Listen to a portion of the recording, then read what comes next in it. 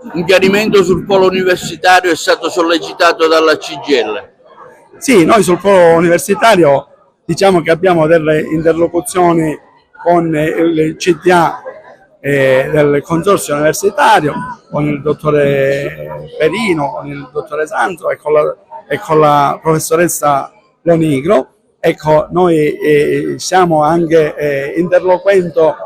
per il loro tramite con il rettore dell'Università di Palermo per cercare di trovare una transazione idonea a fare uscire dall'impasse deficitario a livello economico di questo consorzio e successivamente il libero consorzio entrare a pieno titolo nella gestione